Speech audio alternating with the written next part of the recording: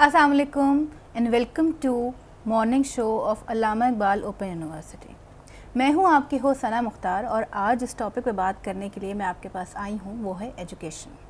Education किसी भी इंसान का बुनियादी हक है और कहा जाता है कि अगर किसी कौम को ग़ुलाम बनाना हो तो उसकी बेहतरीन स्ट्रैटेजी ये हो सकती है कि उसके तालीमी निज़ाम को दरहम बरहम कर दिया जाए। एक रिसर्च के मुताबिक पाकिस्तान में इस वक्त 22 मिलियन बच्चे तालीम की सहूलत से महरूम हैं और पेंडेमिक के बाद ये परसेंटेज मज़ीद बढ़ सकती है और सिचुएशन मज़ीद वर्स हो सकती है।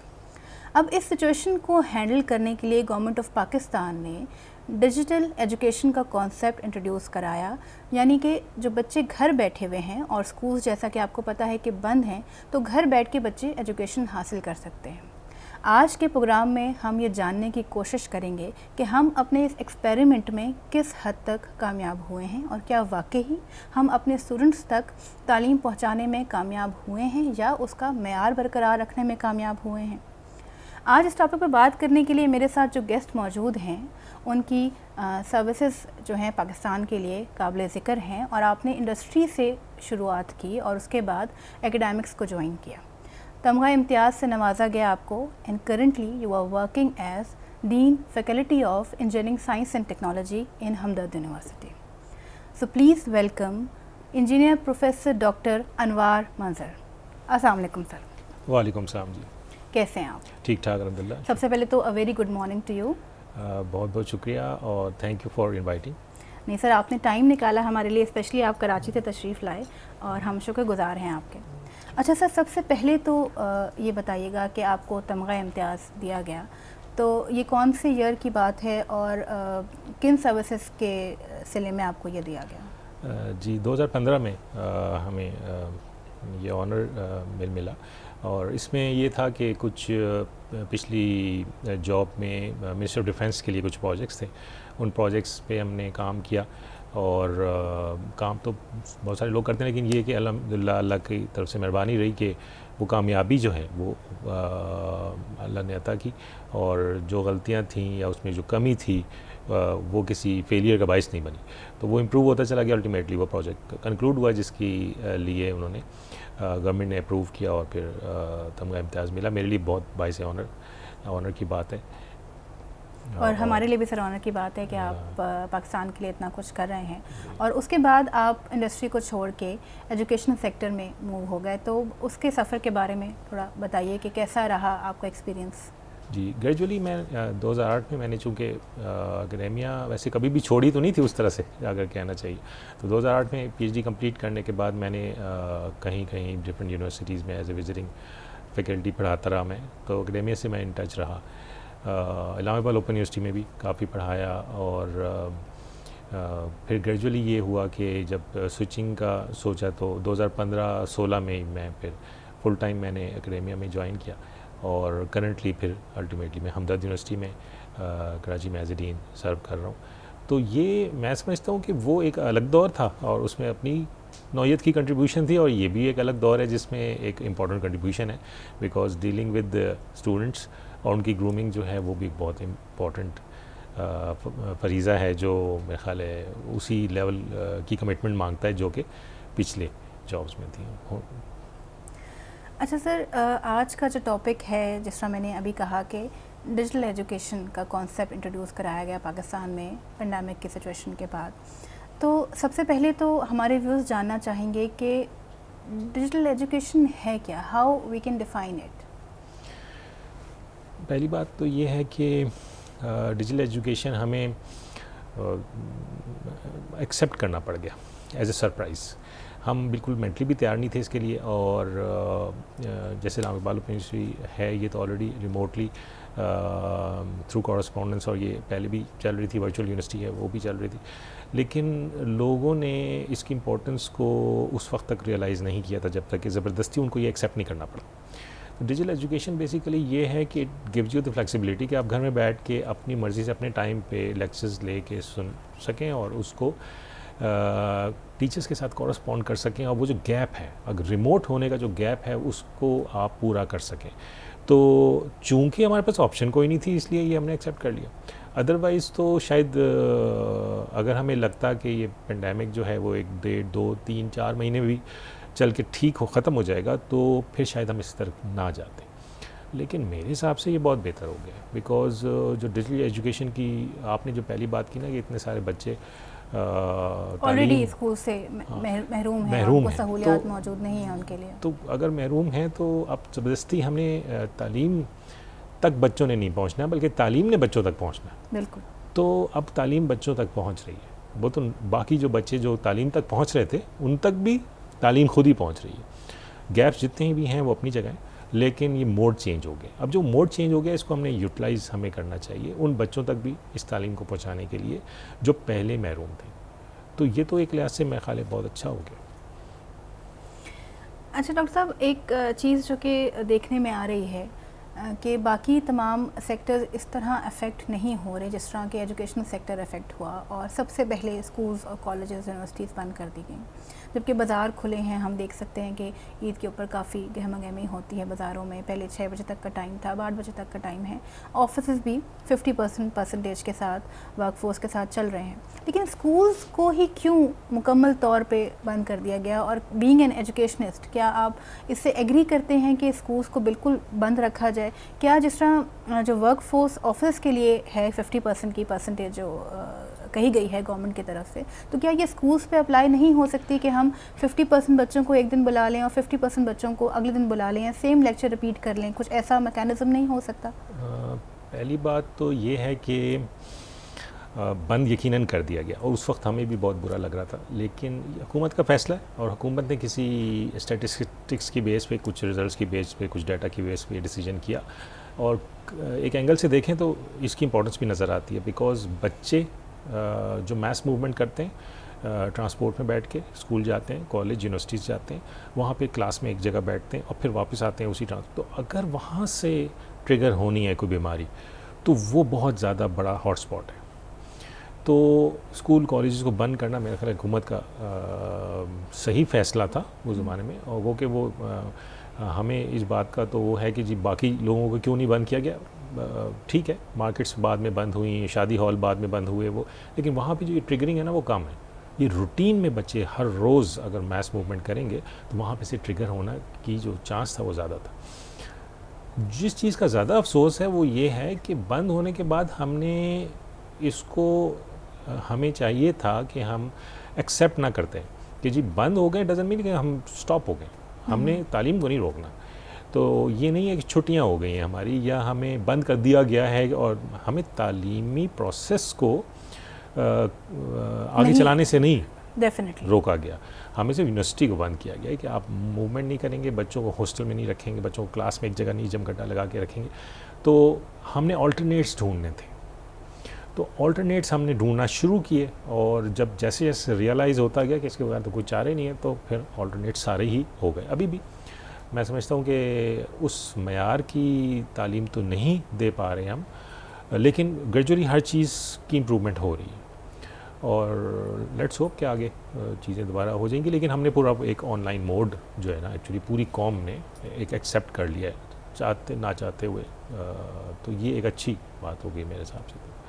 अच्छा, ये जो ऑनलाइन एजुकेशन का जो कॉन्सेप्ट है ये अनटैप्ड हुआ आफ्टर दिस कोरोना सिंड्रोम, तो मेरे जहन में हमेशा ये सवाल आता है कि अगर हमें ये लगता है कि हम इससे मुस्तफ़ीद हो रहे हैं, तो ये कॉन्सेप्ट पहले क्यों हमारे जहनों में नहीं आया कि अगर हम जो ऑन कैंपस एजुकेशन है उसके साथ साथ अगर ऑनलाइन मोड भी रखते तो वो स्टूडेंट्स जो कि जिस तरह मैंने कहा कि ऐसे बच्चे हैं जो कि एजुकेशन से महरूम हैं, उसकी कुछ वजूहात हैं उनकी, या तो उनके पास जो अखराजात पूरा करने नहीं होते उनके, और वो माँ बाप जो है उन बच्चों को काम पे लगा देते हैं। तो उन तक ये तालीम का मयार जो है बरकरार रखने के लिए और तालीम पहुँचाने के लिए हमने पहले ये स्टेप क्यों नहीं लिया, या एजुकेशनल इंस्टीट्यूट्स ने इस बारे में क्यों नहीं सोचा कभी?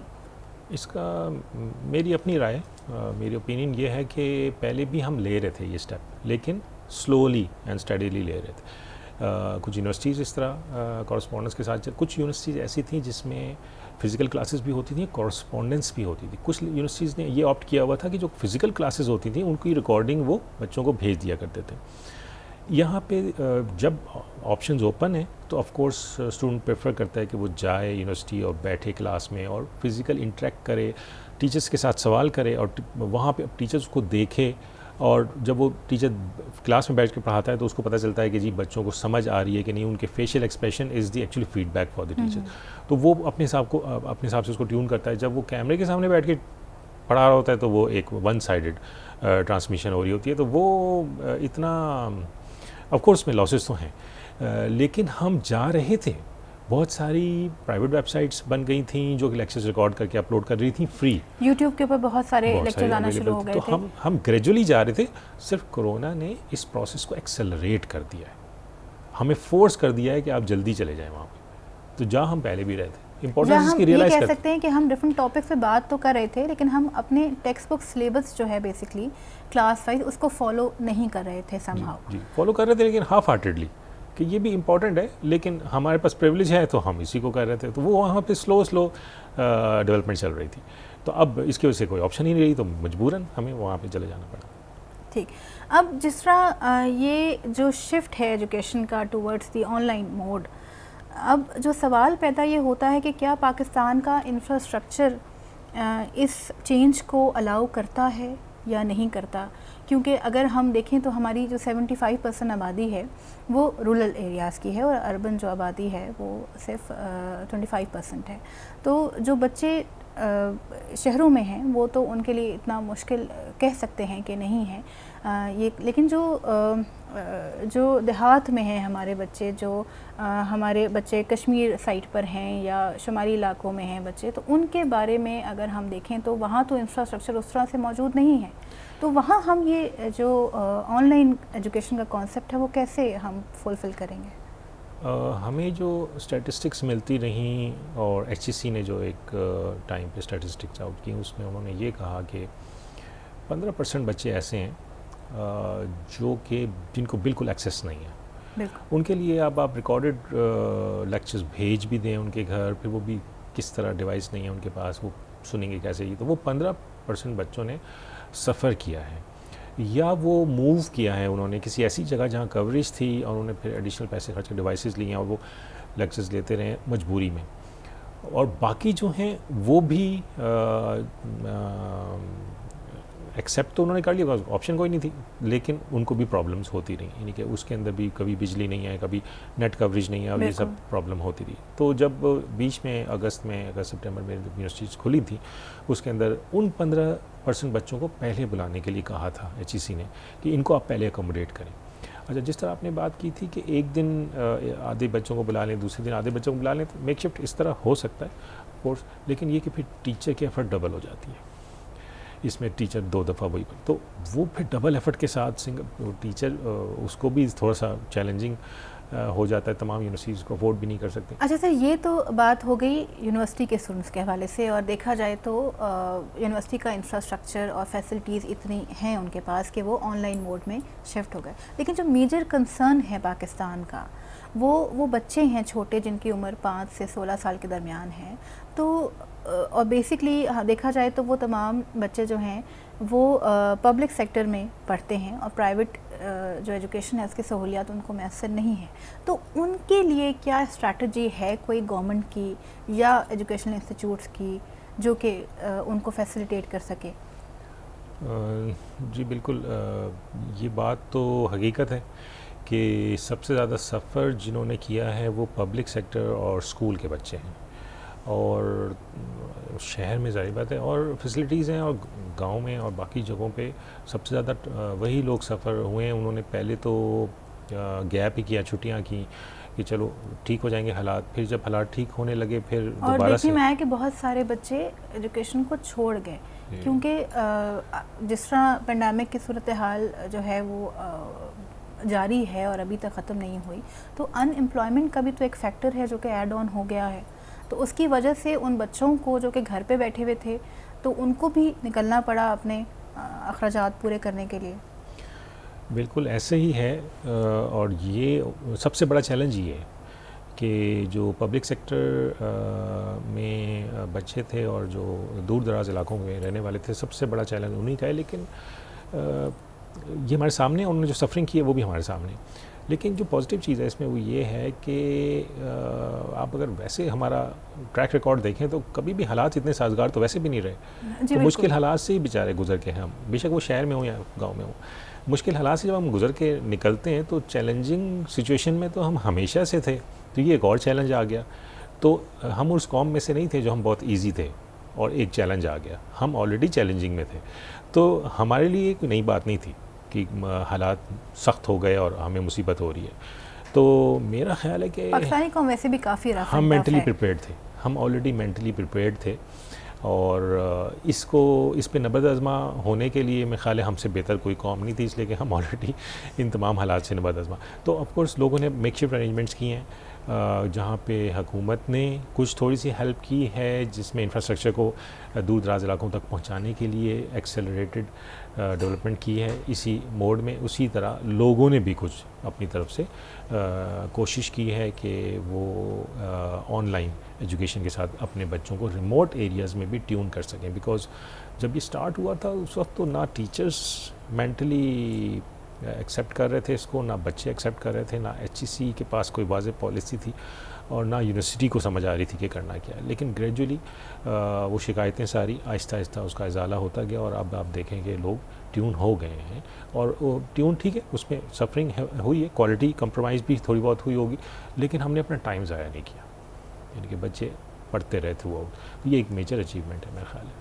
अच्छा, इस प्रोसेस को फैसिलिटेट करने के लिए गवर्नमेंट की तरफ से या जो हमारे इंटरनेट के जो सर्विस प्रोवाइडर्स हैं हमारे पास, क्या उन्होंने कोई स्पेशल पैकेजेस बच्चों को दिए या लॉन्च किए या यूनिवर्सिटीज़ को प्रोवाइड किया? कोई ऐसा आपके सामने आया कोई पैकेज?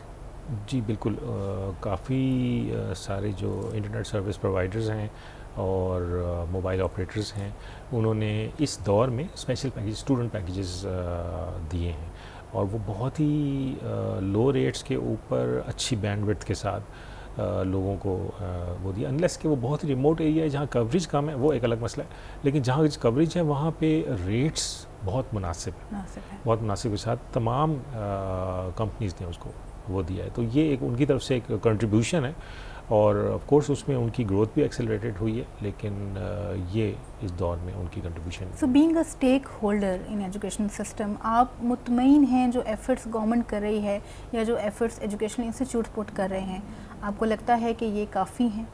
देखिए, गवर्नमेंट की एफर्ट्स काफ़ी तो बिल्कुल भी नहीं है और ना कभी थी, लेकिन मैं इस बात पे अभी भी पुरुमीद हूँ कि जो हमारी कौम है ना, वो गवर्नमेंट की तरफ से थोड़ी एफर्ट के साथ भी अपनी एफर्ट मिला के वो पूरा कर लेती है काम को। इंशाल्लाह हमने पीछे नहीं रहना। मेरा ख्याल है कि पॉजिटिव सोच है, लेकिन ये बावजूद तमाम मसाइल के कभी पहले भी हम पीछे नहीं रहे, तो अभी भी हम क्यों ये सोचते हैं कि ये हो गया तो अब हम कहीं ना कहीं पीछे रह जाएंगे? ऐसा कभी भी नहीं होगा इंशाल्लाह। तो हमारी एफर्ट ही बढ़ी है।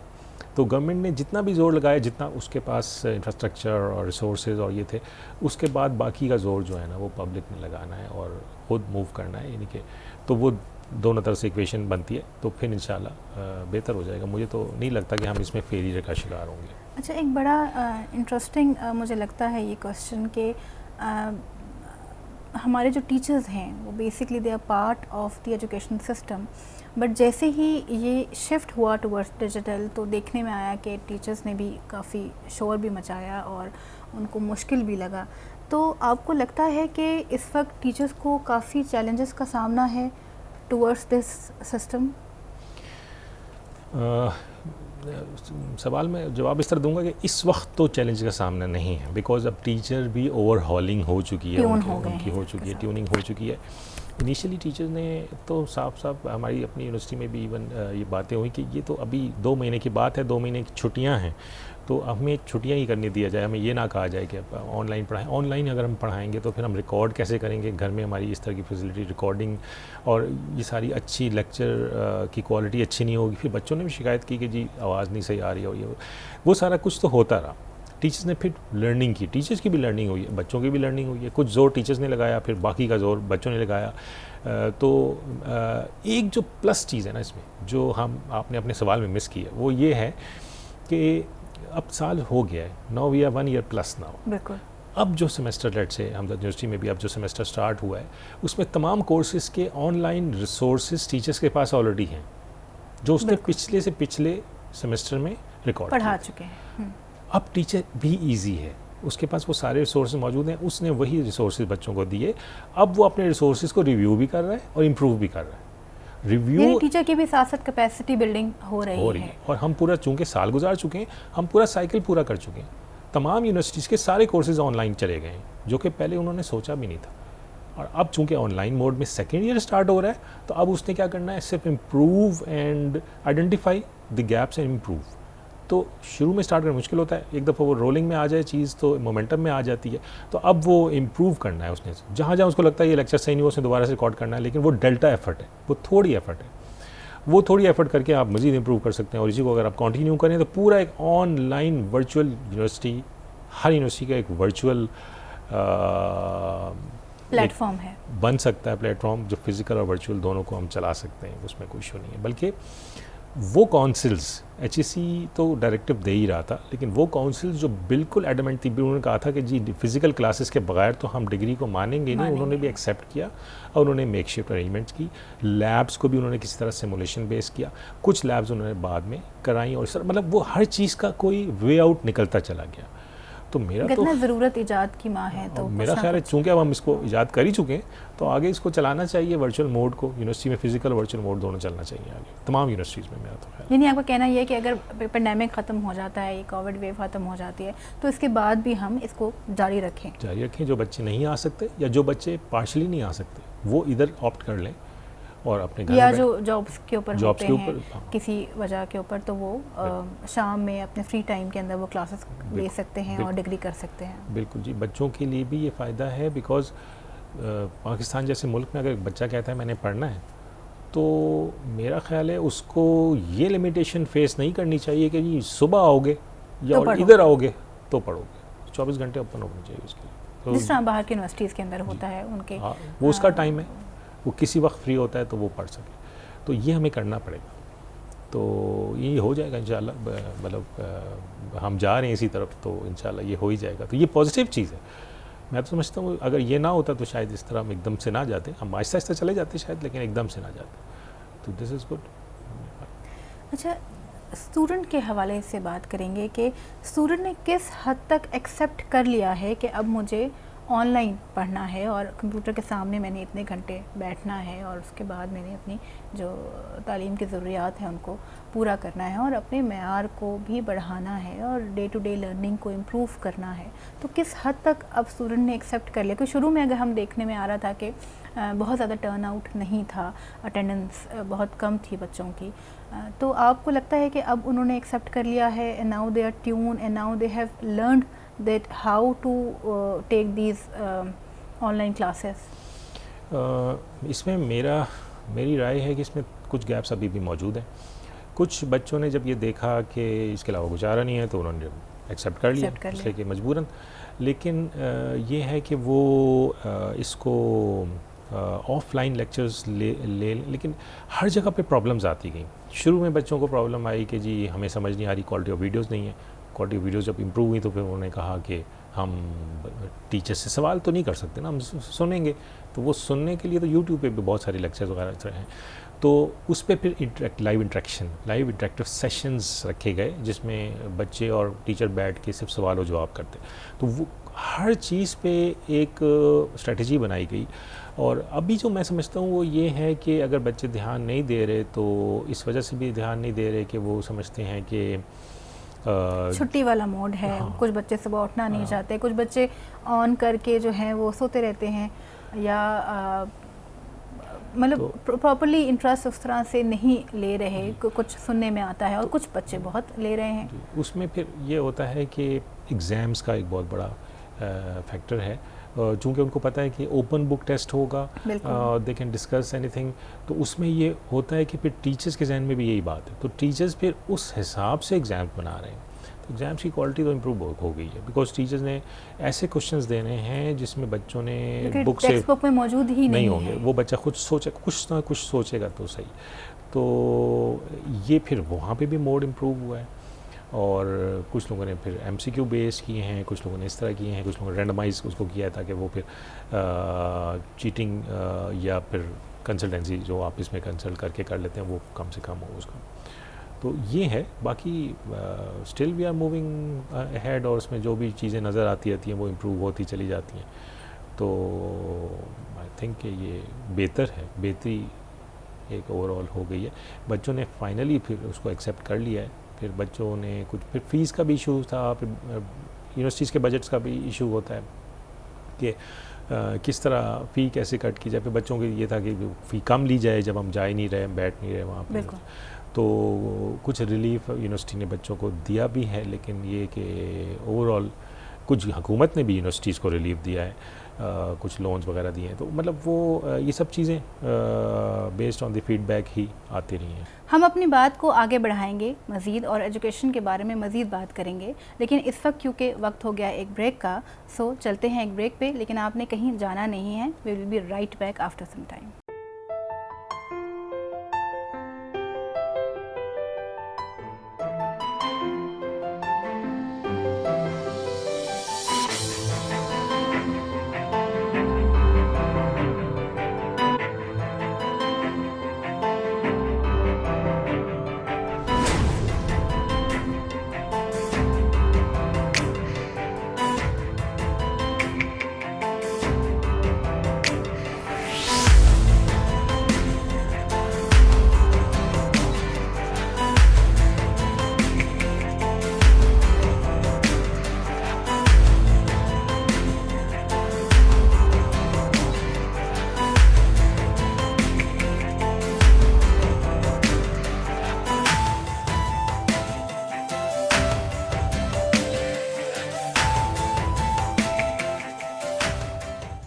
वेलकम बैक और आपको अल्लामा इकबाल ओपन यूनिवर्सिटी के मॉर्निंग शो में दोबारा खुशामदीद। तो हम बात कर रहे थे डॉक्टर अनवार मंजर के साथ एजुकेशन के हवाले से, सो मज़ीद जानते हैं उनसे कुछ। अच्छा डॉक्टर साहब, जो मेरा नेक्स्ट क्वेश्चन है वो थोड़ा सा मुश्किल क्वेश्चन है स्टूडेंट के हवाले से। हमने देखा कि पिछले दिनों बच्चे जो थे वो प्रोटेस्ट के ऊपर थे और एग्ज़ाम्स का सिलसिला था, और जब ऑनलाइन उनको पढ़ाया गया बीच में जो है वो एजुकेशनल इंस्टीट्यूट्स ओपन हो गए सेकेंड वेव से पहले, और उस वक्त जो था एग्ज़ाम्स का टाइम था उनका। तो यूनिवर्सिटीज़ ने या जो एजुकेशनल इंस्टीट्यूट्स हैं उन्होंने फ़ैसला किया कि ऑन कैंपस एग्ज़ाम लेते हैं, और फिर हमने देखा कि बच्चे जो हैं वो सड़कों के ऊपर निकल आए हैं और उन्होंने नारेबाजी शुरू कर दी, धरना शुरू कर दिया। उन्होंने कहा कि जी अगर पढ़ाया ऑनलाइन था तो एग्ज़ाम भी ऑनलाइन होगा, और उसके ऊपर बहुत ज़्यादा प्रोटेस्ट किया गया, और टीचर्स की जो क्वालिटी थी लेक्चर डिलीवरिंग की उसको भी उन्होंने काफ़ी ज़्यादा क्वेश्चन किया। तो इस बारे में क्या कहेंगे? यकीनन ये भी एक फ़ेज़ है जो बच्चों की सोच की मैच्योरिटी आने तक ये बीच में एक ट्रांजिशन पीरियड था। मैं तो बच्चों को यही मशवरा देता हूँ कि आप इसको इस तरह से मत देखें कि आपको ऑनलाइन पढ़ाया गया, आपने ऑनलाइन में भी गुजारा कर लिया, उस गुजारे को आपने मेंटली एक्सेप्ट कर लिया, this is not the way. उसके बाद आपने इम्तिहान में आपने ये समझा कि ऑनलाइन एग्ज़ाम होगा तो वो सिंपल होगा और हमें चूँकि दोस्तों की हेल्प मिल जाएगी या हम ओपन गूगल कर सकेंगे या ओपन बुक होगा तो वो आसान हो जाएगा आपके लिए। इस तरह नहीं होता। जो टीचर के जहन में होता है कि मोड क्या होगा एजुकेशन का, एग्ज़ाम का मोड क्या होगा, उसके हिसाब से पेपर बनता है। तो मैं बच्चों को ये कहता था कि अगर टीचर के जहन में ये है कि आपने घर बैठ के ओपन बुक करके और खुले टाइम के साथ पेपर अटैम्प्ट करना है तो वो उसी हिसाब से पेपर थोड़ा मुश्किल बनाएगा। तो आपकी मर्ज़ी, आप अगर ऑन कैंपस पेपर दे दें तो टीचर्स के जहन में ये है कि आपने ऑनलाइन पढ़ा है, उसमें गैप्स रह गई होंगी, आप फिज़िकल इंटरेक्ट नहीं कर सके टीचर्स के साथ, तो उसमें गैप्स रह गए होंगे, तो वो पेपर उसी हिसाब से थोड़ा सा हल्का बनाएगा और इवैल्यूएशन स्कोप को कम तो नहीं करना लेकिन पेपर की जो इंटेंसिटी है वो कम की जा सकती। लेकिन तो दोनों सूरतों में मेरा नहीं ख्याल कि एग्ज़ाम का प्रोसेस कॉम्प्रोमाइज़ हुआ है। तो ये जो बच्चों की बात थी कि जी नहीं हमने ऑनलाइन ही पेपर देना है, इसमें कोई पॉइंट नहीं था उनका।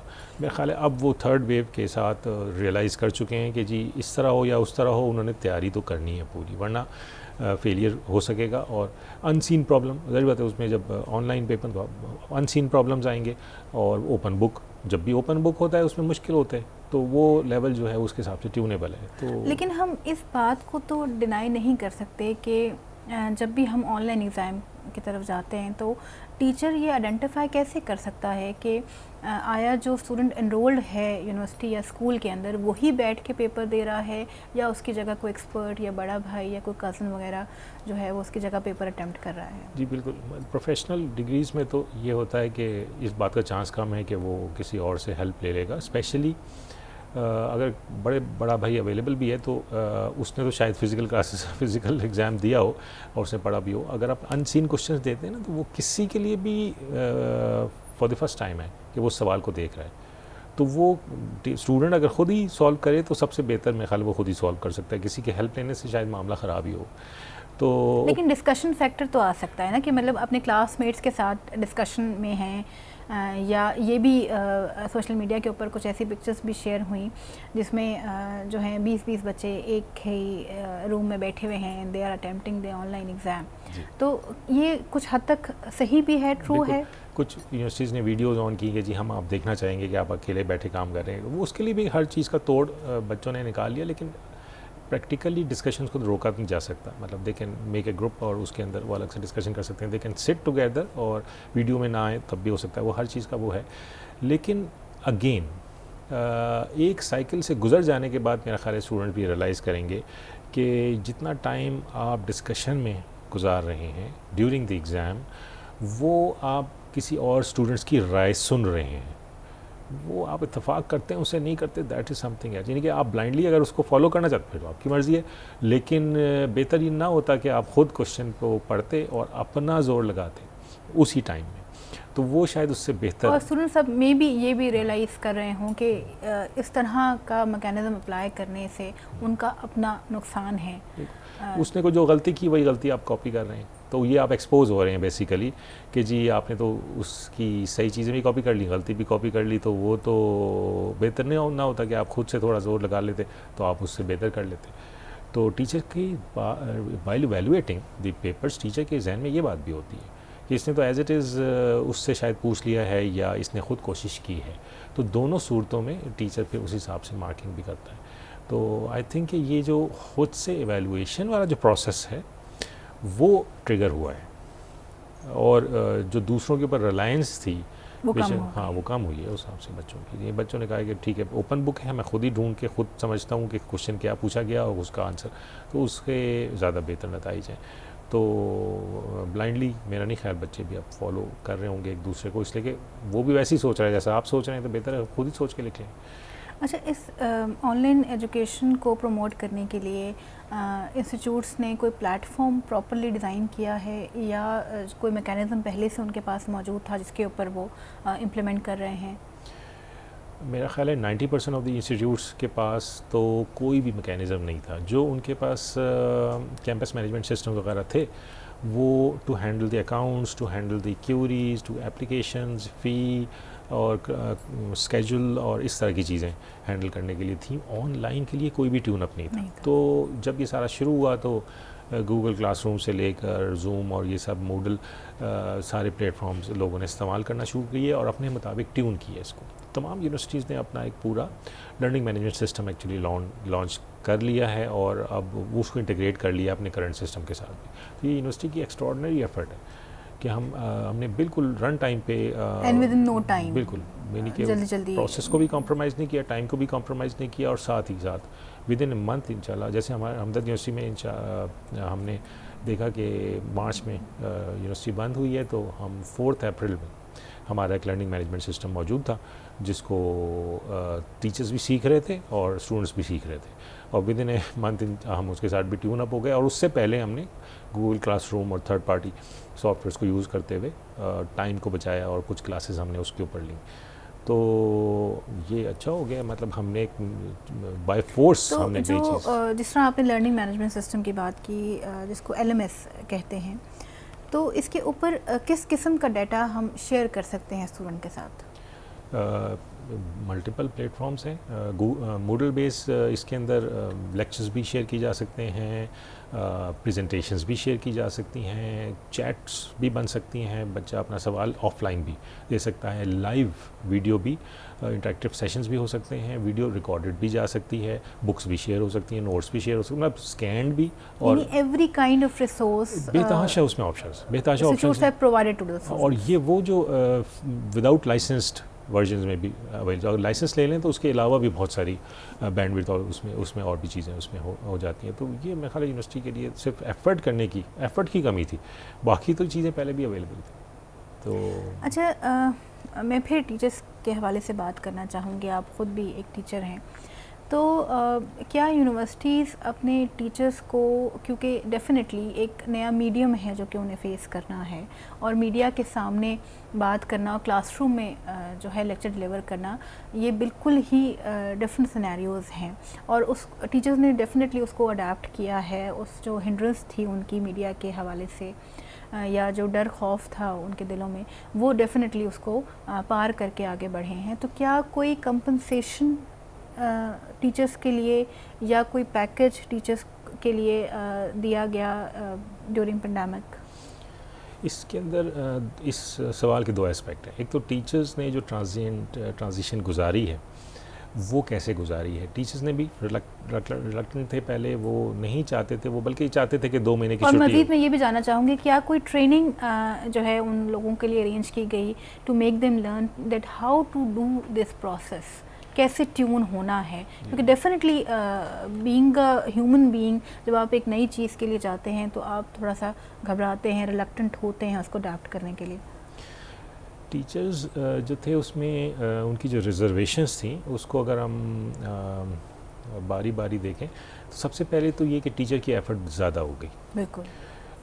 उनको अब रिकॉर्डिंग करनी है। पहले वो जाते थे क्लास में, बुक उठाते थे, और उस रिकॉर्डिंग का एक एस्पेक्ट जो कि मैं देखती हूँ being a mother as well, वो ये है कि मे बी आप समटाइम्स फ्लुएंटली कुछ ऐसा हल्का फुल्का आपसे गलती भी हो जाती है, एरर भी हो जाता है, जो कि क्लासरूम में इतना महसूस नहीं होता क्योंकि वो रिकॉर्डेड नहीं होता। लेकिन अब बच्चा भी, और क्योंकि बच्चे के साथ पेरेंट भी बैठा है और वो भी सुन रहा है कि क्या जो है वो पढ़ाया जा रहा है, क्या कंटेंट है और किस तरह डिलीवर किया जा रहा है, तो उसके ऊपर भी बहुत ज़्यादा एतराज़ हुए कि जी टीचर्स को पढ़ाना नहीं आता, ये क्या डिलीवर किया है, ये बात इन्होंने गलत कर दी, ये बात ऐसे नहीं, ये बात ऐसे थी। तो ये भी तो एक फैक्टर है टीचर्स के लिए। यकीनन ये एक फैक्टर है, लेकिन हर चीज़ को पॉजिटिव मोड में देखना चाहिए, और मैं समझता हूँ कि ये भी मिसिंग थी हमारी टीचिंग पूरे प्रोसेस के अंदर। ये चीज़ मिस हो रहा था कि टीचर क्लास में जाता है, पढ़ा के आ जाता है, कौन उसको वॉच कर रहा है। यानी कि एक टीचर के साथ एक और टीचर बैठ के उसको वॉच तो नहीं कर रहा। यानी कि सेल्फ ऑडिट का कोई मैकेनिज़्म नहीं था, और अगर था भी तो बहुत रैंडम था। तो ये तो बड़ा अच्छा हो गया कि इट इज़ रिकॉर्डेड नाउ। तो टीचर्स की रिजर्वेशन ये भी थी कि शायद हमें क्वालिटी पे सवाल हो, तो जब ये रिजर्वेशन है, this is a positive reservation. Quality पे सवाल होगा तो आपकी क्वालिटी बढ़ जाएगी, उसका नतीजा अल्टीमेटली यही होगा। तो ये तो बहुत ही पॉजिटिव चीज़ है कि अब आपकी पढ़ाई हुई तमाम लेक्चर्स जो हैं रिकॉर्डेड हैं। इट्स नॉट ओनली रिकॉर्डेड, बाद में कभी भी देखा जा सकते हैं, बल्कि लाइव जब आप पढ़ा रहे थे तब भी बच्चा नहीं बल्कि उसके पेरेंट्स भी बैठ के देख रहे थे कभी कभी। तो ये तो आपके जहन में जब ये बात आएगी तो आपकी क्वालिटी वैसे ही बढ़ जाएगी। अब आप क्लास रूम में सिर्फ आप बच्चों के साथ नहीं इंटरेक्ट कर रहे, बल्कि यू डोंट नो के कौन सुन रहा है, रिकॉर्डेड है, कहीं भी कोई भी कहीं भी शेयर होगा वो और सुनेगा। तो उसमें टीचर्स को ऑफ कोर्स थोड़ी सी इम्प्रूवमेंट करनी पड़ गई, और बहुत से टीचर ऐसे थे जिन्होंने रिकॉर्डिंग की और बाद में पता चला कि माइक ऑफ है या माइक सही नहीं है, और इस तरह की बहुत सारी चीज़ें जो जिनसे वो यूज्ड टू नहीं थे, तो मल्टीपल एफर्ट्स करनी पड़ गई उनको भी, और तो वो अच्छा हो गया। लेकिन ये है कि टीचर्स ने भी इसको चैलेंजिंग लिया है, और अब जो सेकेंड सेमेस्टर गुजरा हमारा, उसके अंदर जो क्वालिटी ऑफ लेक्चर था वो बहुत बेहतर थी as compare to the first. Because first semester में बच्चों ने वो रिकॉर्डेड वीडियो मुझे भी भेजी कि ये देखें इस तरह पढ़ा रहे हैं, ये तो कोई अच्छा तरीका नहीं है, तो समझ नहीं आ रहा, ये आवाज़ नहीं आ रही सही। तो वो फिर आहिस्ता आहिस्ता इम्प्रूव होता चला गया। तो जब चेक एंड बैलेंस, कुछ टीचर्स ने ये भी कहा कि नहीं चेक एंड बैलेंस में बहुत बढ़ जाएगा हमारी सारी, वो तो फिर ठीक है, ये तो बहुत अच्छा हो गया। चेक एंड बैलेंस 100% पे पहुंच गया। पहले तो हम सोचते थे यानी रैंडम जो ऑडिट आपको वैसे जाके फिजिकली क्लासेस में करना पड़ता था टीचर्स का, वो वैसे ही आपका 100% पे ऑडिट हो चला रहा गया। है। सारा रिकॉर्ड मौजूद है। अगर बच्चे ने अब कोई शिकायत की या पेरेंट्स ने कोई शिकायत की तो LMS पे जाके आप उस टीचर की वीडियो खोल के देख लें कि वाकई उसने सही पढ़ाया है या एक्सप्रेशन क्या था या सही था, कंटेंट क्या था। तो अब तो यानी कि मैं तो समझता हूँ ये तो फ़ायदा ही है, ये तो विन विन सिचुएशन हो गई। लेकिन डॉक्टर साहब वो वाला क्वेश्चन आप जो है वो कहीं घुमा गए कि इंसेंटिव जो है टीचर्स के लिए, क्या वो भी कुछ दिया गया उनके इस एक्स्ट्रा एफर्ट में? क्योंकि मैं समझती हूँ कि there is a lot of effort they are putting to do this online education. और बीइंग अ पेरेंट भी मैं हमेशा कहती हूँ कि ये एक बहुत मुश्किल काम है जो कि टीचर्स ने अडेप्ट किया और नए सिरे से बिल्कुल अपने आप को ट्यून किया और वो इस मोड में बच्चों को टीच कर रहे हैं। तो इंसेंटिव में सबसे पहले तो ये था कि टीचर्स को इस मोड में ट्यून करने के लिए यूनिवर्सिटी ने फैसिलिटेट किया। उसमें हर यूनिवर्सिटी ने उनको प्लेटफॉर्म प्रोवाइड किया और ट्रेनिंग प्रोवाइड की। ये तो चले ठीक हो, बात हो गई। लेकिन ऑफ कोर्स बाकी का इंसेंटिव, कोई फाइनेंशियल इंसेंटिव, कोई बोनस, कोई इस तरह की चीज़ें बाकी यूनिवर्सिटी टू यूनिवर्सिटी डिपेंड करती है कि उन्होंने कहीं किसी ने रिलीफ दिया, कहीं टाइमिंग में रिलीफ दिया, कहीं पे ट्रांसपोर्ट में रिलीफ दिया, कहीं तो वो डिपेंड करता है कि यूनिवर्सिटी की अपनी मैनेजमेंट है कि वो किस तरह टीचर्स को मोटिवेट रखने के लिए उसमें वो करते रहे। तो हर यूनिवर्सिटी का अपना अपना वो है। तो लेकिन ये है कि अल्हम्दुलिल्लाह हमने वो फेज़ अपना गुजार लिया। टीचर्स तो ये कंप्लेन करते रहे काफ़ी जगहों पे कि जी इंसेंटिव प्रॉपर नहीं है, बैंडविड्थ। यूनिवर्सिटीज़ ने कोशिश की है कि कुछ जगहों पे बैंडविड्थ भी टीचर को यूनिवर्सिटी की तरफ से दे दी गई और इस तरह कुछ चीज़ें उन्होंने अपनी कोशिश की है।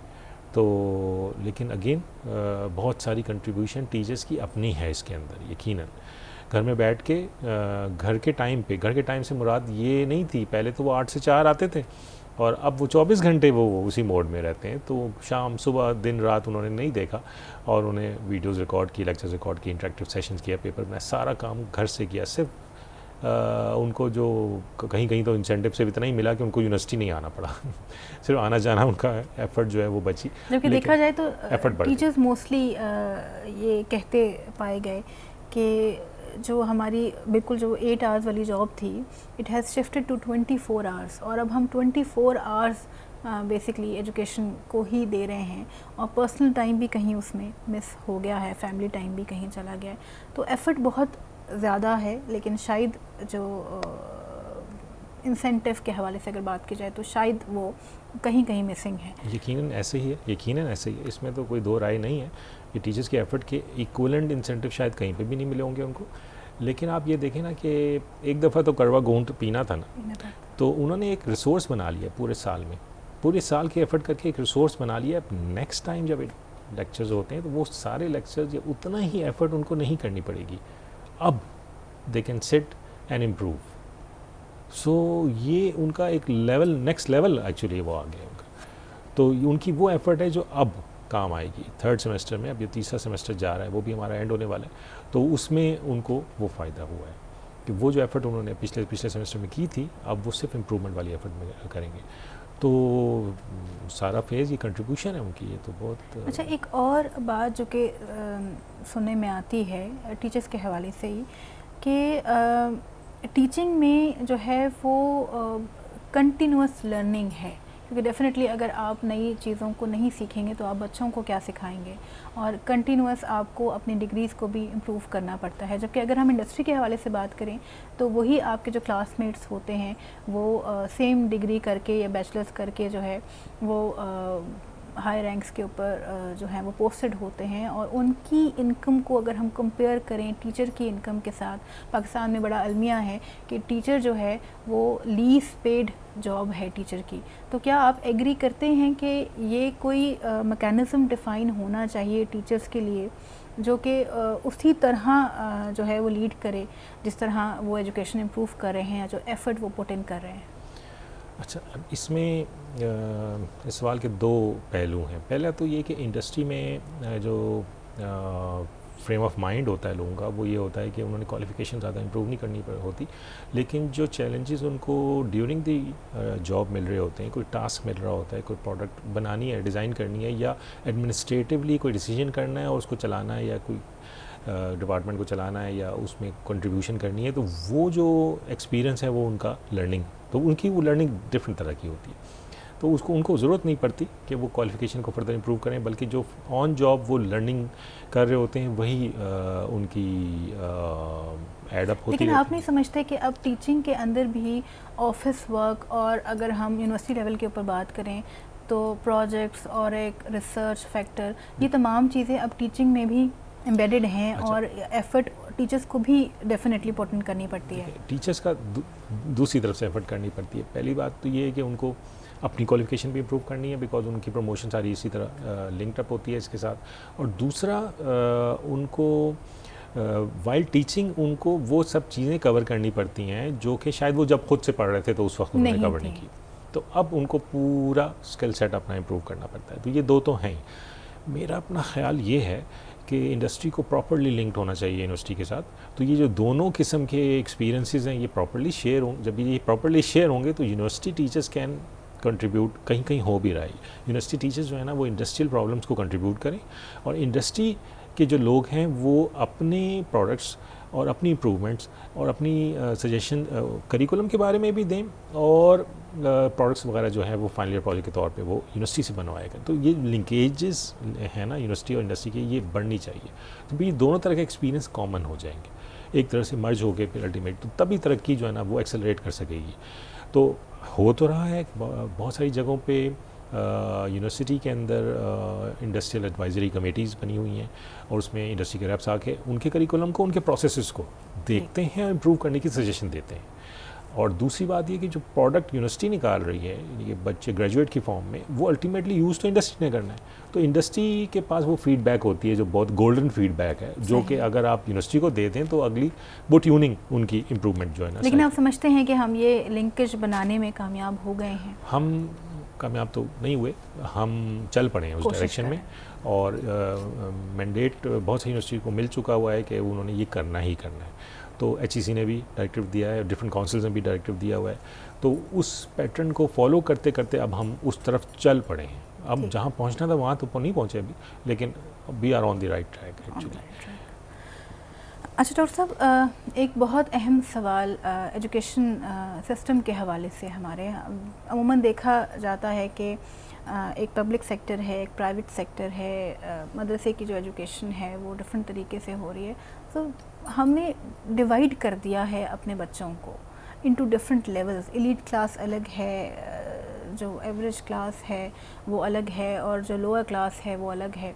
तो आपको लगता है कि ये सोसाइटी के साथ ज़्यादती है या इन बच्चों के साथ ज़्यादती है? अच्छा, इसमें मेरी अपनी राय, क्योंकि जब अगर हम ये कहते हैं कि हम सेम फैसिलिटीज़ बच्चों को नहीं दे रहे, तो हम ये कैसे एक्सपेक्ट करें बच्चों से कि वो जो हैं अच्छी कारकर्दगी दिखाएं और इंटरनेशनल नेशनल लेवल पे पाकिस्तान को रिप्रेजेंट कर सकें। तो क्योंकि अगर बाहर से हम कंपेयर करते हैं पाकिस्तान के बच्चों को, तो वहाँ पे एजुकेशन सबके लिए ऑलमोस्ट फ्री है। यहाँ ये लेवल्स क्यों हैं एजुकेशन के? अच्छा, पहली बात तो ये है कि किस ज़माने में एक स्लोगन से था कि दोहरा मेयार तालीम क्यों है, तालीम क्यों है, दोहरा मेयार तालीम क्यों है, और ये तो किसी के लिए कुछ और किसी के लिए कुछ। तो मैं उस वक्त भी इस पर एग्री नहीं करता था वैसे, और आज भी मैं एग्री नहीं करता। दोहरा हो या मल्टीपल हो, इवन कई 10 मेयार तालीम आप कर लें, उससे कोई भी फ़र्क नहीं पड़ता। जो जिस इलाके के हिसाब से ट्यून करिकुलम या वो स्टैंडर्ड बना हुआ है वो उसको सूट करता है। अच्छा। हाँ, हर मेयारी तालीम को मेयारी होना ज़रूरी है, उसको आप स्टैंडर्ड पे लेकर आएँ। तो जब सब मेयारी हो जाएंगे तो फिर ऑप्शन कोई नहीं है। दूसरा ये कि हमारी जो कौम है वो इस तरह नहीं है कि हम अगर इंग्लिश मीडियम में जाएंगे तो फिर हम वो दूसरे काम से रह जाएंगे, या उर्दू मीडियम वाले जो इधर नहीं जा सकते, या हम एडजस्टेबिलिटी हमारी बहुत ज़्यादा है। हार्ड वर्क पे हमने कभी कंप्रोमाइज़ नहीं किया हमारी कौम ने, और हम साबिर कौम भी हैं, हम लो रिसोर्सेज के साथ गुजारा करने के आदी हैं। तो जब हम ये सारी चीज़ें हमारे अंदर मौजूद हैं तो हमें फ़र्क नहीं पड़ता कि कौन से तालीमी मेयार से हम निकल के आए हैं, सिर्फ वो तालीमी मेयार को मेयारी करना ज़रूरी है। तो जिस तरह HEC एफ़र्ट कर रहा है यूनिवर्सिटी एजुकेशन को किसी एक स्टैंडर्ड पे लेकर आने, और बहुत सारे स्टैंडर्ड्स HEC ने ऑलरेडी राइज किए और यूनिवर्सिटीज़ को फॉलो कर रही हैं, इसी तरह एक मेरा ख्याल है लो एजुकेशन कमीशन भी होना चाहिए ताकि वो स्कूल की तालीम से उनको किसी स्टैंडर्ड के मुताबिक लाए। मदरसा एजुकेशन है या किसी भी प्राइमरी एजुकेशन है, उर्दू मीडियम है, इंग्लिश मीडियम, जिस फॉर्म में भी हैं उनको जस्ट मेयारी कर दें अगर आप, तो वहाँ से बच्चे उसी तरह निकल। बहुत सारी एग्जांपल्स हैं, मदरसे के स्टूडेंट्स ने अच्छी कंट्रीब्यूशन दी है इन टेक्निकल। अभी पिछले दिनों एक खबर आ रही थी। अच्छा, जब एक छोटा सा क्वेश्चन और मैं ऐड ऑन करना चाहूँगी यहाँ पे कि जब ये डिफरेंट लेवल से बच्चे यूनिवर्सिटी में आते हैं तो वहाँ पे तो एक ही जैसी तालीम है, क्योंकि HEC रेगुलेट कर रही है तमाम यूनिवर्सिटीज़ को इस वक्त, तो जो करिकुलम है वो भी वो डिज़ाइन करती है, उसको देखती भी है, मॉनिटर भी करती है। तो क्या उनका जो अफेक्ट है जिस लेवल की वो तालीम लेकर आए हैं अपने मैट्रिक में या अपने FSC के अंदर, तो क्या वो अफेक्ट करती है उनकी प्रोफेशनल एजुकेशन के अंदर, या रिफ्लेक्ट करता है कि कहीं कोई कमी रह गई या इस बच्चे में थी या इस बच्चे में नहीं थी, या सब ट्यून कर जाते हैं और इजी गोइंग हो जाता है तमाम लोगों के लिए? मेरी जो अपनी ऑब्जर्वेशन है वो तो ये है कि कहीं से भी कोई बच्चे आते हैं तो वो ये उनके लिए पहली दफ़ा नहीं होता कि वो देखते हैं कि जी मैं कहाँ खड़ा हूँ और गैप क्या ज़्यादा है। पहले भी वो गैप्स का फेस करते रहे हैं और एक्स्ट्रा एफर्ट करके उन गैप्स को मीट करते रहे हैं। तो जो बच्चे फार फ्लंग एरिया से आते हैं और उनको यूनिवर्सिटी की तालीम में लगता है कि बहुत सारा गैप होगा, वो एफर्ट भी उतनी पुट इन कर रहे होते हैं, और फिर मैं तो देखता हूँ कि at the end of the year वो ज़्यादा आगे हैं, और जो इसलिए उनको फैमिलीज के बच्चे हैं वो पीछे रह गए, मेहनत की आदत पड़ गई है उनको, वो तो फिर कोई चीज़ ठहरती नहीं है उनके सामने। वो तो बल्कि वो बच्चे जो ओवर कॉन्फिडेंट हो जाते हैं कि हम तो अच्छे स्कूलों से आए हैं, ये तो हम पढ़ लेंगे आराम, तो वो उनका चांस ज़्यादा होता है कि वो कहीं पीछे ना रह जाए, बिकॉज वो ओवर कॉन्फिडेंस उनको स्लो कर देता है कि नहीं बस हमें तो समझ आ जाएगी। तो इसमें तो बिल्कुल भी कोई प्रॉब्लम नहीं है इंशाल्लाह, बिल्कुल। तो अच्छा डॉक्टर साहब, हम बात कर रहे थे डिजिटल एजुकेशन के हवाले से और ऑनलाइन मोड के हवाले से, तो कहीं ना कहीं हमारे बच्चे कन्फाइंड तो हैं घरों के ऊपर, बेशक वो एजुकेशन उनको मिल रही है, अगर हम ये मुतमईन भी हो जाएं कि उनको एक अच्छी मेयारी एजुकेशन जो है वो हम प्रोवाइड कर रहे हैं, लेकिन आप क्या समझते हैं कि वो उनकी मेंटल हेल्थ जो कि फ़िज़िकल एक्टिविटी से भी ग्रो करती है, सोशल गैदरिंग से भी ग्रो करती है, तो क्या उसके ऊपर कुछ असर हो रहा है बच्चों का? जी यकीनन उसके ऊपर असर तो हो रहा है, बिकॉज अब now they are actually on the gadgets, और सारी सोशल मिलना जुलना गपशप सारी वो उसके थ्रू हो रही है, और फिज़िकली ना वो बात रह गई। तो लेकिन आप ये देखेंगे ये सिर्फ इस वक्त नहीं हुआ ना, ये तो हम ग्रेजुअली उस तरफ जा ही रहे थे। तो चूँकि तालीम उनकी सारी इस पे आ गई है, तो अब वो भी गपशप और दोस्ती बातचीत किसी से वो भी इसी तरह हो गया। और आइसोलेशन ऑफ कोर्स ये वक्त का तकाजा था, तो आइसोलेशन करने के बाद तो फिर अब इसी तरह ऑप्शन कोई नहीं थी, तो ये इफेक्ट तो हुआ है, ये सोशल एक बहुत बड़ा वो सेटबैक है बेसिकली, कि वो आइसोलेशन में हम चले गए हैं। आइसोलेशन रिक्वायरमेंट भी थी तो इसलिए हम चले गए हैं। फिर इसको तो अनअवॉइडेबल, ये मेरा नहीं ख्याल कि अवॉइड किया जा सकता था, तो बल्कि वो आइसोलेशन बेहतर ही थी कि बिकॉज जो नंबर्स हमने और जो अचीव किए हैं अल्हम्दुलिल्लाह बहुत सारे मुल्कों से हम बेहतर है, और तीनों वेव्स जो हैं वो उनको हैंडल किया है, गवर्नमेंट की पॉलिसीज़ भी फॉलो की हैं, या जितनी भी फॉलो की हैं उसका ही इम्पैक्ट है जो आया है, तो बेहतर हो गया है इंशाल्लाह। तो बाकी जो मयार है उसके अंदर एक गैप है अपनी लैब की एजुकेशन के हवाले से, या इवन थ्योरी में भी वो लेवल तो नहीं है ऑफ कोर्स। मेरा नेक्स्ट क्वेश्चन बिल्कुल आपसे यही था कि हम ये जो हमारे जो अब ग्रेजुएट्स होंगे पेंडेमिक सिचुएशन में, जो एजुकेशन जिनको प्रोवाइड की गई और जिनकी डिग्री कंप्लीशन के ऊपर है, यानी 2020 को अगर हम देखें 2021, और अगर ये प्रिवेल भी कर जाता है तो 2022 भी मे बी अल्लाह ना करे, लेकिन कुछ क्योंकि कहा नहीं जा सकता, तो मोस्टली लोग जो हैं वो कुछ मजाक में भी बात करते हैं कि ये कोरोना ग्रेजुएट्स होंगे जो ये वाली लॉट जो निकलेगी इन 2 सालों से। तो आपको लगता है कि उनका स्किल सेट जो है उन बच्चों से मैच करेगा जो कि ऑन कैंपस क्लासेस लेते रहे प्रीवियस ईयर्स में? और क्योंकि थ्योरी की क्लास हुई है और जहाँ तक हम प्रैक्टिकल की बात करें तो वो बहुत ज़्यादा इम्प्लीमेंट नहीं हो सका, ये तो अंडरस्टूड सी बात है, तो क्या जब बच्चे जॉब के लिए जाएंगे तो क्या इनको भी उसी तरह जॉब मार्केट मिलेगी या इनको थोड़ा नेग्लिजेंस पे रखा जाएगा? क्या प्रोस्पेक्ट है इंडस्ट्री के हवाले से, मैं जानना चाहूँगी। देखें जी, हर चीज़ के अंदर एक मैसेज को एक राय फ्लोट कर दी जाती है जो कि नेगेटिव होती है। तो मैं तो समझता हूँ कि हर एक चीज़ के अंदर से एक पॉजिटिव चीज़ भी निकल रही है। ये वो बच्चे हैं जिन्होंने यूनिवर्सिटी जाके लर्निंग नहीं की, घर बैठ के तो डिजिटल, इन्होंने एक चैलेंजिंग मोड में लर्निंग की है। सही। तो ये तो इनका एज है, ये तो उनसे बेहतर हैं जो पहले पढ़ के निकल चुके। तो मैं तो समझता हूँ दिस इज़ पॉजिटिव कि इन्होंने ना सिर्फ लर्निंग की है बल्कि चैलेंजिंग मोड में लर्निंग की, एक्स्ट्रा एफर्ट की है इन्होंने। तो इनको तो एक्स्ट्रा एफर्ट करने की आदत पड़ गई, तो ये तो बेहतर हो गया। प्लस जो गैप्स जहाँ जहाँ हमें नज़र आते गए कोर्सेज़ में भी और लैब्स के अंदर, उसको हम पूरा करने की कोशिश करते गए ग्रेजुअली। तो ऑफ कोर्स वो सारा टाइम उसमें लगा है।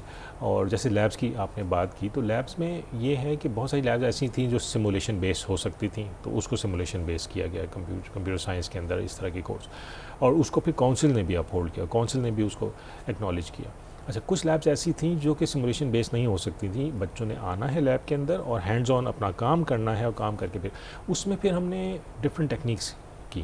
पहले हमने एक डेमो वीडियो बनाई, फिर हमने लैब इंजीनियर को कहा कि जी आप रिकॉर्ड करें, और रिकॉर्ड करने के बाद फिर आप फ्लोट करें उसको। लेकिन बच्चे के पास उस तरह का हार्डवेयर नहीं है, अगर वो सुनता भी है तो हार्डवेयर फैसिलिटीज़ के पास तो नहीं है। ये वो गैप ब्रिज करने की ज़रूरत थी। बीच में हमें थोड़ा टाइम भी मिला, सेकेंड वेव से पहले टाइम मिला, थर्ड वेव से पहले टाइम मिला, तो वो बच्चे पार्शली यूनिवर्सिटी में आए भी हैं, और उनको वो लैब में फिर हमने एक्सेलरेटेड मोड में पूरी कराई हैं कि वो लैब में बैठें और पूरी लैबें करें, अपनी कॉपीज़ वगैरह बनाएं, उसकी प्रिपरेशन करें, उसका वाइवा दें, उसका एग्ज़ाम दें। और तो वो अक्सर लैब्स हमने हमदर्द यूनिवर्सिटी में हमने इसी तरह किया कि अक्सर लैब्स को हमने होल्ड कर दिया, यानी कि आई ग्रेड हम कहते हैं उसको, इनकम्प्लीट ग्रेड।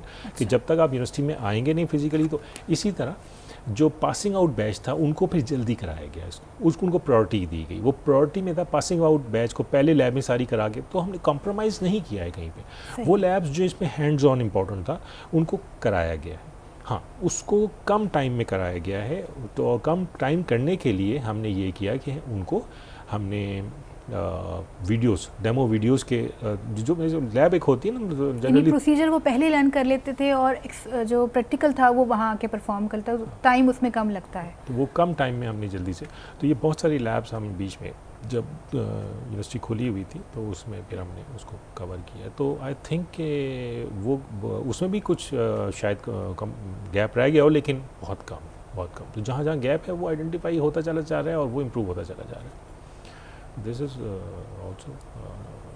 और साहब, जिस तरह आपने बात की कि जो बैच है ये जो कि पेंडेमिक की सिचुएशन से निकलेगा, ग्रेजुएट होगा, और डेफिनेटली जिस तरह आपने कहा कि ये क्योंकि एक्स्ट्रा एफर्ट पुट इन कर रहा है और एक्स्ट्रा चैलेंज का सामना है इसको, तो इस बैच की एफ़र्ट को हमें रिकग्नाइज़ करना ज़रूरी है, और इंडस्ट्री को भी चाहिए कि वो इसको उसी तरह कंसिडर करे जिस तरह बाकी बैचेस को करता है, बल्कि ज़्यादा इंपॉर्टेंस दे, क्योंकि ये एक बहुत मुश्किल फेज़ से पाकिस्तान भी गुजर रहा है, बाकी दुनिया भी गुजर रही है। अशरफ साहब, अब हमारे क्योंकि शो का वक्त जो है वो ख़त्म हो रहा है, तो मैं चाहूँगी कि अगर कोई मैसेज आप देना चाहें हमारी यूथ को, हमारे स्टूडेंट्स को। जी बिल्कुल, एक मेरे जहन में बार बार एक बात आती है, सोशल मीडिया का दौर है और बहुत सारी पोस्ट इस तरह घूमती फिरती रहती हैं, वीडियोज़ इस तरह बनती हैं जिसके अंदर एक मायूसी की सी कैफियत जो है ना वो यूथ को दे दी जाती है, और यूथ उसको शायद गैर महसूस तरीके से एक्सेप्ट भी कर रहे हैं। तो मेरा मशवरा ये होगा, मेरी दुआ भी यही है कि यूथ आप उसको ना देखें कि उसके अंदर क्या पैगाम है, उस पोस्ट के अंदर क्या पैगाम है। यानी कि अगर वो आपको ये कह रहा है कि जी ये काम तुम नहीं कर सकोगे, तो आप अगर ये सोचना शुरू कर देंगे कि काम नहीं कर सकेंगे, तो वाकई फिर आप शायद ना कर सकें। लेकिन आप अपना ट्रैक रिकॉर्ड देखें और अपनी हिस्ट्री देखें। पाकिस्तान का बनना एक मौजज़ा है, और उसके बाद जितनी अचीवमेंट्स हमने की वो भी हमने ऐसे नहीं एक्स्ट्रॉर्डिनरी एफर्ट के साथ किए। तो आपका तो जो आपकी हिस्ट्री है, जो आपके आबाओ अजदाद हैं, उसमें तो उन्होंने वही सारे काम किए हैं जो कि लोग कह रहे थे कि ये नहीं होंगे, पॉसिबल नहीं है। तो हमारा तो इससे मायूसी से कोई ताल्लुक़ ही नहीं है। तो जो भी इस तरह की पोस्ट आती हैं वो कहीं से जनरेट हुई हैं पूरी कौम को मायूसी का शिकार करने के लिए और उनको कंट्रोल करने के लिए कि जी आप नहीं कर सकेंगे। हम तो कोई काम ऐसा नहीं है जो हम नहीं कर सकेंगे। और बहुत सारे काम हमने खुद इस तरह स्टार्ट किए जो हमें लगता था कि ये तो शायद अंदर से हमें फियर था कि नहीं होंगे, लेकिन अल्लाह ने, एक तो अल्लाह ने मदद की और दूसरा एफ़र्ट जो है ना वो तो मैं बस मेरा ख्याल है कि मायूसी को रद्द किया जाए और आगे चला जाए अल्लाह के भरोसे के ऊपर, बस दैट्स ऑल। जी वर्स, आज की गुफ्तगू आपने सुनी डॉक्टर अनवार मंजर के साथ और बहुत ही पॉजिटिव फीडबैक, एक बहुत ही पॉजिटिव अप्रोच के साथ ये हमारे सामने आए। चैलेंजेस बहुत से हैं लेकिन सलूशन सिर्फ एक ही है कि हम जहाँ कहीं भी मौजूद हैं, जिस भी ओहदे पर काम कर रहे हैं, चाहे वो गवर्नमेंट है, चाहे वो एजुकेशनल इंस्टीट्यूट्स हैं, टीचर्स हैं, पेरेंट्स हैं, हम अपना अपना कंट्रीब्यूशन अगर ईमानदारी से दें तो मेरा ख़्याल है कि हम इस सिचुएशन को बआसानी हैंडल कर सकेंगे। ईमान अगर मजबूत हो और इरादा पुख्ता हो तो मंजिल आसान हो ही जाती है। हमने आज डिस्कस किया आपके सामने एजुकेशन की सिचुएशन।